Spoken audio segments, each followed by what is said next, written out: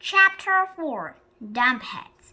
I took a seat in the lunchroom next to Ryan and Michael. Ryan stuck 2 of my carrot sticks in his nose, and I told him I'd give him a nickel if he ate them. He did too. I won't even eat carrot sticks before you stick them in your nose. Do you think that guy was really George Washington? Ryan asked. I don't know, Michael said. What do you think, AJ? That's when Andrea Young leaned over from the next table and opened her big mouth. That wasn't George Washington, you dumbheads, she said.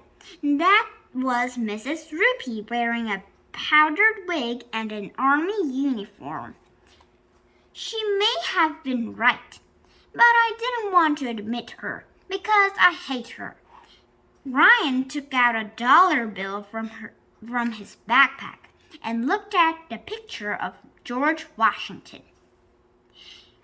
He sure looked like George Washington, Ryan said. George Washington has been dead for like 100 years, Andrea said. Even if George Washington was still alive, Emily said, I'm sure he would have more important things to do than come to our school and read us stories. That's when it hit me. If that army guy was really Mrs. Rupee dressed up as George Washington, maybe Mrs. Rupee isn't a librarian at all. Maybe she's just pretending to be a librarian, I said, just like she was pretending to be George Washington. Yeah, Michael said. Maybe she's a kidnapper and she's got a real librarian locked up in an empty warehouse at the edge of town. I saw that in a movie once. We've got to save her, Emily said with tears dribbling down her cheeks. Then she went running out of the room. There was only way to solve the problem.